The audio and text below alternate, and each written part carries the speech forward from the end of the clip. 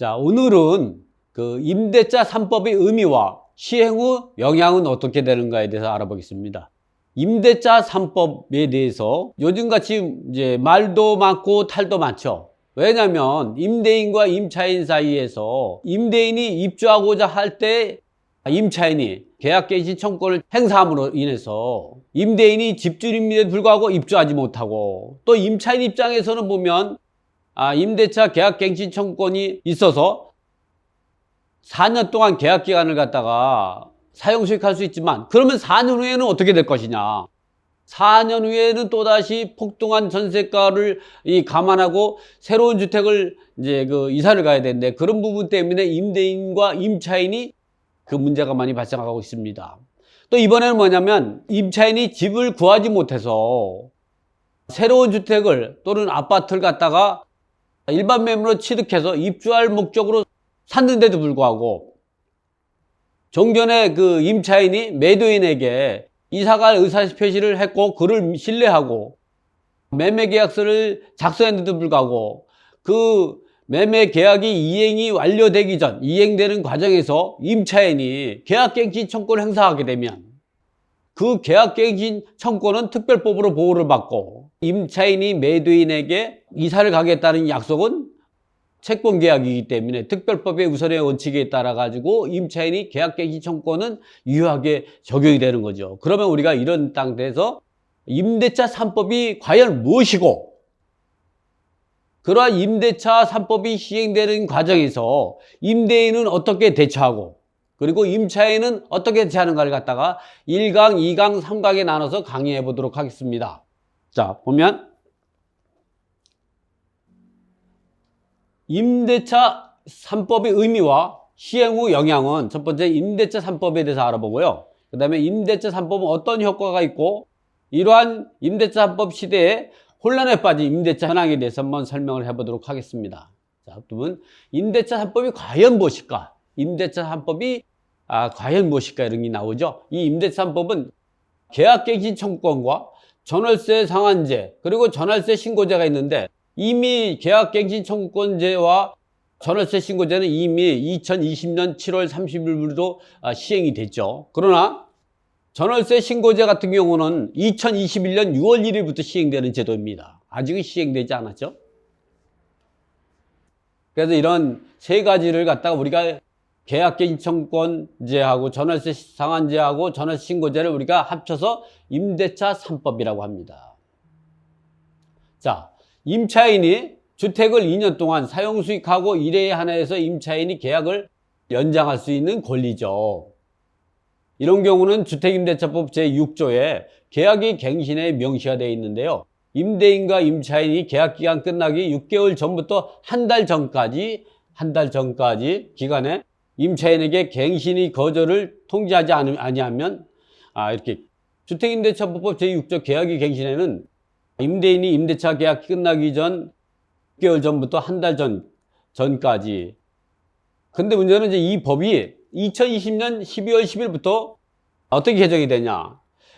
계약이 갱신을 요구할 수 있는 기간을 6개월 전부터 한 달 전이 아니라 2개월 전으로 법이 바뀌었습니다. 그래서 2020년 12월 10일 전까지는 계약이 끝나기 6개월 전부터 한 달 전까지. 그렇지만 2020년 11월 10일부터는 임대차 계약이 끝나기 전 6개월 전부터 2달 전까지의 기간에 임차인이 갱신이 거절을 통지하지 아니하거나 또는 계약 조건을 변경하지 아니하면, 갱신을 하지 아니한다는 뜻이 통지를 하지 아니한다는 경우에는 그 기간이 끝날 때까지 전 임대차와 동일한 조건으로 다시 임대차한 것을 본다. 임차인이 이 기간, 즉 임대차가 끝나기 1개월 전, 2020년 12월 10일까지 2개월 전까지 통지하지 아니한 경우도 마찬가지다.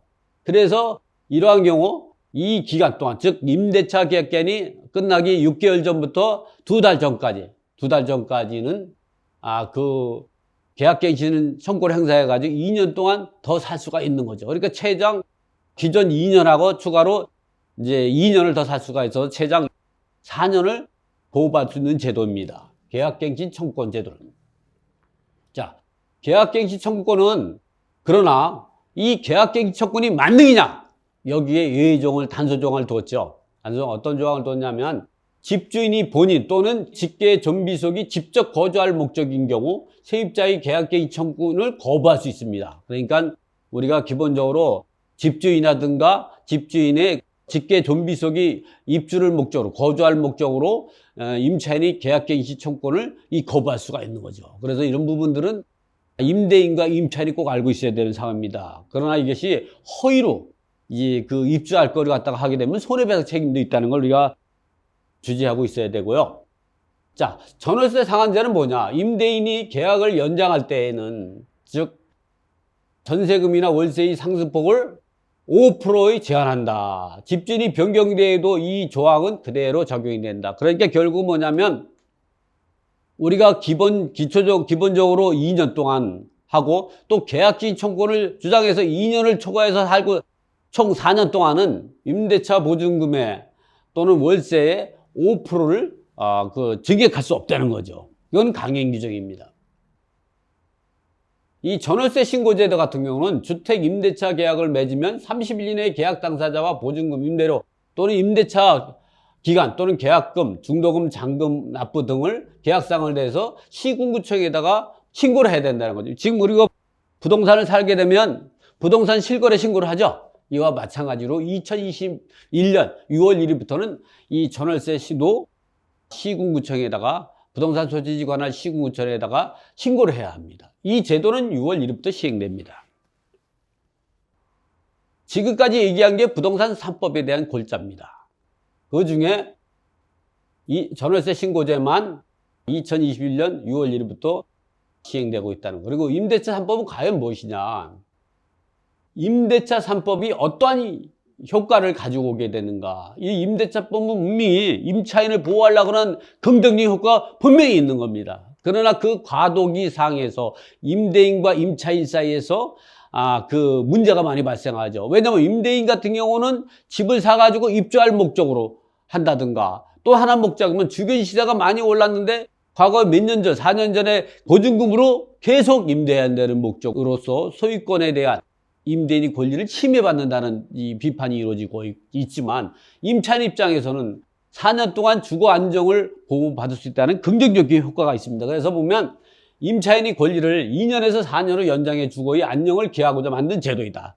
이 목적은 참 좋은데 일시적으로 임대 물건을, 그러니까 임차물을 공급 물건을 증가시키지 않고 임차물을 증가가 없는 이 가격만 제한하는 규제만 하는 제도로만 갖고는 성공할 수 없습니다. 지금 같은 경우는 임차인이 입주하고자 하는 수요는 많은데 공급 물량이 적다 보니까 임대인 입장에서는 왜냐면 전세로 들어오고 싶은 사람들은 많은데 물건은 작으니까 수요는 많고 공급이 작으면 어떻게 보면 전세가의 그 증가가 이루어질 수가 있는 거죠. 그래서 이런 것들을 4년 동안, 그러니까 2년에서 4년 동안만큼은 5%를 증가할 수가 없는 거죠. 그래서 임차인은 4년 동안은 5%를 증가 범위 내에서 안정적으로 주거 생활을 영위할 수 있는데 이런 부분들은 전세 물건이 공급이 증가가 이루어진다 그러면 상공적으로 좋은 효과를 가져오게 되는 겁니다. 그러나 지금까지 이 전세 물건을 갖다가 임차인이 입주할 전세 물건이 부족한 시대에서 이러한 제도만 법만 만들어 가지고는 성공할 수가 없는 거죠. 그래서 부정적인 역할도 상당히 많습니다. 부정적인 요건은 어떤 거냐? 이러한 전월세 상한제의 경우 기존 계약이 갱신에만 적용이 되지, 즉 기존에 2년 플러스 2 플러스 2, 2년, 즉 최종 4년 동안은 5% 적용돼서 전세 보증금을 올릴 수 없지만 그러면 4년만 임차인이 살다가 다른 데로 갈 때 어떻게 했냐? 그럴 때는 5% 제한이 없습니다. 그래서 지금 보면 오늘 아침에도 이 매스컴에서 이제 나온 게 뭐냐면은 이 위층은 전세가가 4억인데 밑에 층은 하층은 8억이고 8억과 4억의 2배 차이 나는 전세 시대가 이루어진다는 것 같고 웃지 못할 우려지만 그게 현실입니다. 왜냐면 8억이 시대가 되고 4억은 4년제의 가격이 되다 보니까 이런 문제가 생기는 거죠. 그래서 전월세 상한제의 경우 기존의 계약갱신에만 적용이 되지 기존 세입자가 퇴고 즉 4년 후에 새로운 세입자와 계약할 때는 그 제한이 없다. 이것이 바로 지금의 현재의 정부의 고민이 발생하는 거죠. 그래서 임대인이 새로 계약을 체결할 때 보증금을 최대한 올려받을 수 있고 이로 인해서 4년 후 전세 보증금 폭등이 예상이 된다는 거죠. 그러나 이미 벌써 지금부터 폭등이 진행이 되고 있습니다. 이 때문에 기존 세입자와 신규 세입자 간의 이중 가격이 적용이 돼 전세 시장 가격이 왜곡을 발생. 이 얘기는 뭐냐면 이러다 보니까 임차물은 없고 전세 물건은 없고 그 수요자는 많다 보니까 그런 상태에서 임대인과 임차인이 가격을 단합해 가지고 감추려는 그러한 세력들이 나온다는 거죠. 어쨌든 우리가 보면 경찰관 10명이 도둑 한 마리 못 잡는다는 말이 여기서 나오는 겁니다. 그래서 어쨌든 임대차 3법이 개정이 되고 3개월이 지난 현재 전세 물건은 사라지고 전세에서 월세로 전환되는 현실이 뚜렷하고 이는 전세 물건이 폭등으로 이어지고 있다. 이거는 왜냐면 수요가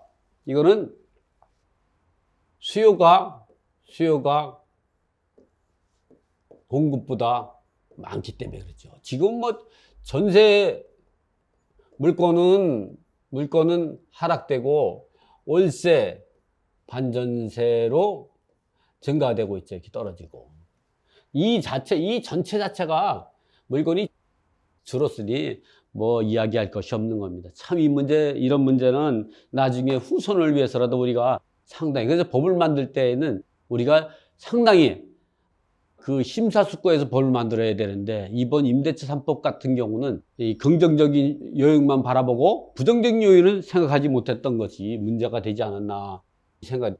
하지만 임대차 3법은 임대차 시장에서 임차인을 보호하려고는 확실한 긍정적인 효력이 있습니다. 그러나 임차물이 전세 물건이 증가가 이루어지면서 이 법을 시행했다면 더 아름다운 제도가 되지 않았을까 생각합니다. 혼란에 빠진 임대차 현장. 이거는 제가 이제 보면 최근에 그 매스컴에서 나온 신문 기사에서 캐치한 건데요. 이 내용을 보면 이렇습니다. 이거 같은 경우는 이제 디지털 타임스 기사 2020년 11월 1일 날 기사가 나온 건데 전셋값 잡겠다더니 집주인 세입자만 때려잡는 정보. 이런 부분들은 뭐 기자분들이 글을 쓸 때 이렇게 좀 제목을 타이틀을 잘 이렇게 이제 그 확실한 제목을 잡고 이 검색이 좋은 제도로 만들다 보니까 너무 이 부분은 이제 그 부정적인 요인만 한 거지만 어쨌든 이게 지금 같은 경우 상당히 임차물은 전세 물건은 없고 전세 수요는 많고 그로 인해서 전세가 폭등하는 문제에 대해서 하나의 꼬집은 기사라고 볼 수가 있는 거죠. 이 부분은. 전문가들은 전세난이 더 심화될 거다. 그래서 제도 개선을 생각해야 된다. 이것이 바로 연합뉴스에서 나왔던 기사입니다. 정부가 7월 31일 계약갱 신청권제도와 전월세 상한제를 골자로 한 새임대차 보호법을 시행한 지 석 달이 지났는데 전월세 시장이 불안해지는 양상이다. 새 주택임대차 시행 후 서울 수도권뿐만 아니라 지방까지 전세 물건이 씨가 마르고 있다. 여기 나오죠. 그래서 요즘에는 어떻게 하냐면 그 전세 물건이 없어서 전세가 폭등하다 보니까 뭐 김포라든가 경기도 일부라든가 지방에 부동산 가격이 폭등이 이루어지는 거죠. 왜냐면 이걸 바로 풍선 효과죠.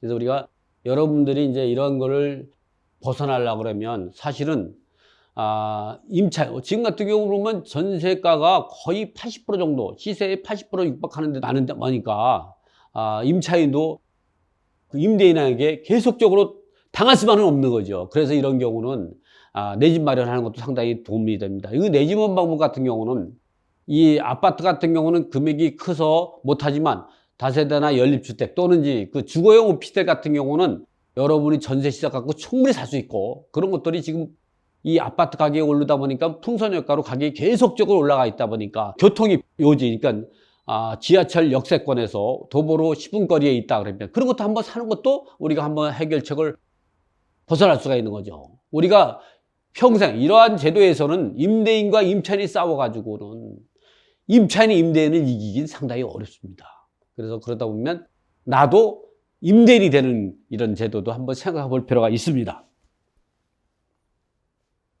자, 전국으로 번진 전세대란, 매물 부족 19년 만에 차.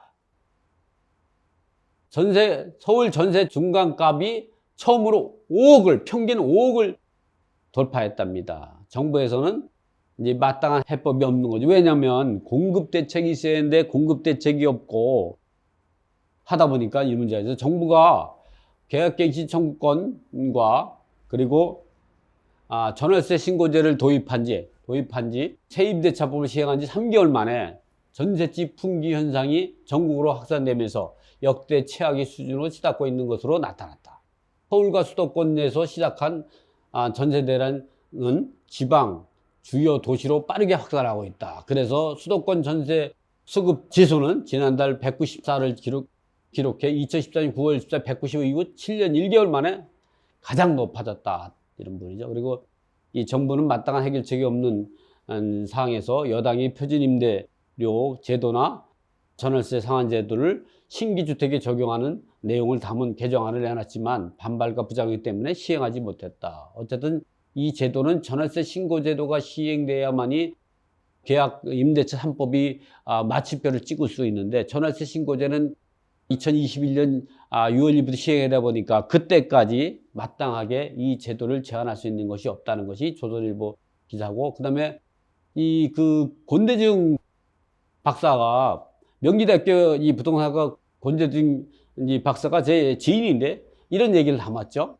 계약갱신 청구권 제도로 임차인이 거주를 4년 동안 보장하면서 오히려 이동이 자유나 임대차 시장의 순환이 큰 제약을 받고 있다. 우리가 보면 4년 동안 이사를 가지 못하게끔 한 주택에서 4년 동안 사용수익할 수 있는 권리를 주면서 임차인 같은 경우는 좋을지 모르지만 다른 사람이 그 이동한다든가 임대인이 입주하는 이런 걸 제도를 해가지고 거주 이전에 자유를 할 수 있는 자유나 임대차 시장의 순환을 제약을 받게 돼서 이런 부분 때문에 문제가 된다. 어쨌든 이런 문제들은 임대차 3법은 분명히 좋은 제도입니다. 그러나 분명히 시행에 있어서 일시적인 어떻게 보면 주택임대차법이 만들어질 때도 처음에는 또는 상가건물 임대차법이 만들어질 때도 처음에는 이 반발이 많았습니다. 그러나 그 당시에 만들 때는 시간을 상당히 많이 가지고 연구한 결과고, 이 임대차법은 밀어붙이기 식으로 하다 보니까 이 부정적인 역할에 대해서 생각을 못하지 않았나, 이 부분에 대해서 지금같이 긍정적인 영향보다는 부정적인 영향이 상당히 크고, 그로 인해서 제일 큰 피해자는 임차인을 보호하려는 임대차 3법이 임차인에게 가장 피해를 주게 되는 그러한 영향을 가져왔다. 그래서 우리가 임대차 3법이 의미와 시행 후 영향에 대해서 긍정적인 요인과 부정적인 요인, 그리고 앞으로 우리가 할 때는 어떻게 해야 되는가, 여기 보완이 있어야 됩니다.